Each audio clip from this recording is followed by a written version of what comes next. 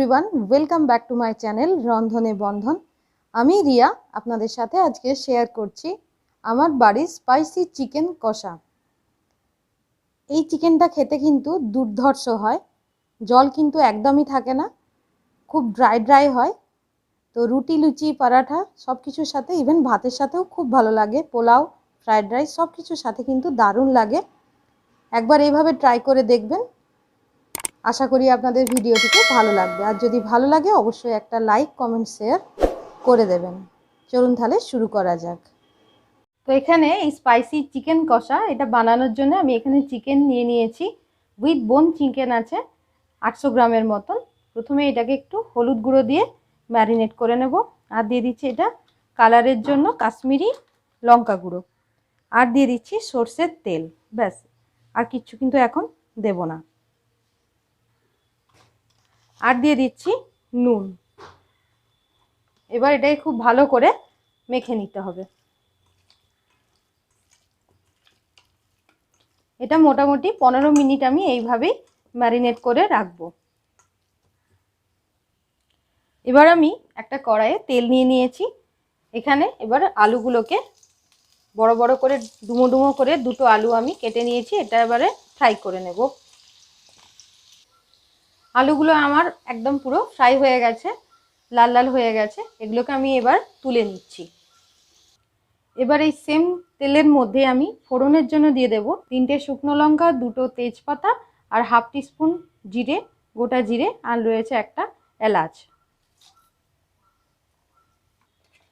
ফোড়নটা একদম পুরো ফ্রাই হয়ে গেছে। এবার এর মধ্যে দিয়ে দিচ্ছি পেঁয়াজ।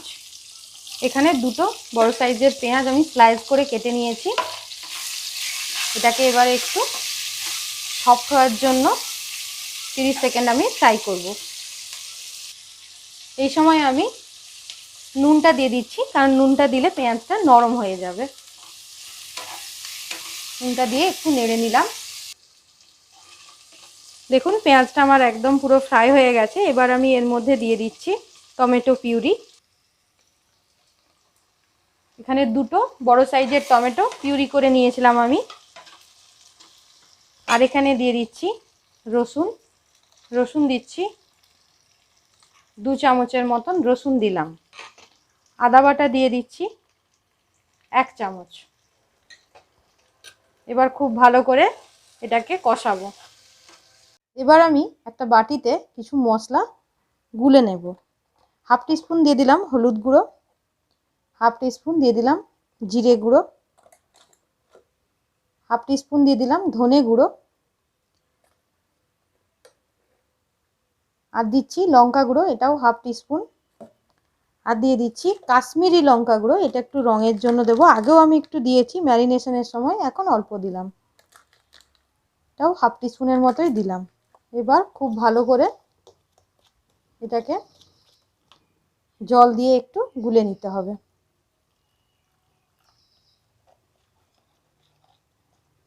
এবার এই মশলাটাকে নিয়ে আমি এই কড়াইয়ের মধ্যে দিয়ে দিচ্ছি।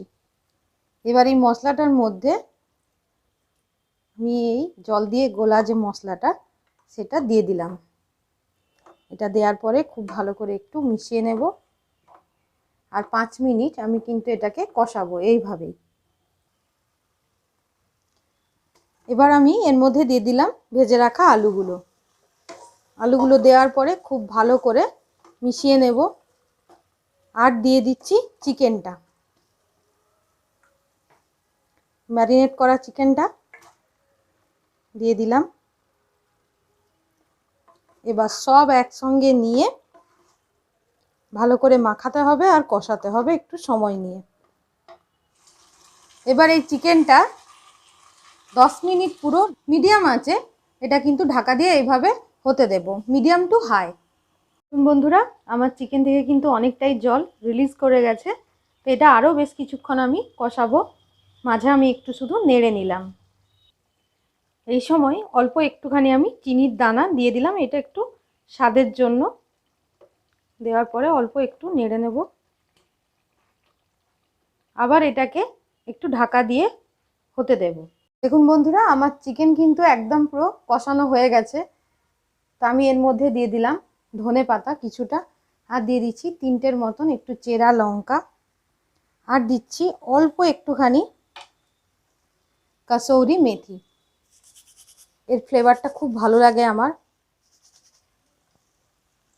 তাই এটা দিয়ে দিলাম। এবার খুব ভালো করে এগুলোকেও একটু নাড়াচাড়া করে নিয়ে গরম গরম কিন্তু সার্ভ করব আমি। চিকেনটা কিন্তু ভীষণ সুন্দর সেদ্ধ হয়ে গেছে। তো আমার এই স্পাইসি চিকেন কষা যদি আপনাদের ভালো লেগে থাকে তাহলে অবশ্যই একটা লাইক করবেন, সাবস্ক্রাইব করে রাখবেন রন্ধনে বন্ধন চ্যানেলটিকে। আবার আপনাদের সাথে দেখা হবে পরবর্তী কোনো ভিডিওতে। ততক্ষণ আপনারা ভালো থাকবেন, সুস্থ থাকবেন, আমার সাথে থাকবেন। ধন্যবাদ।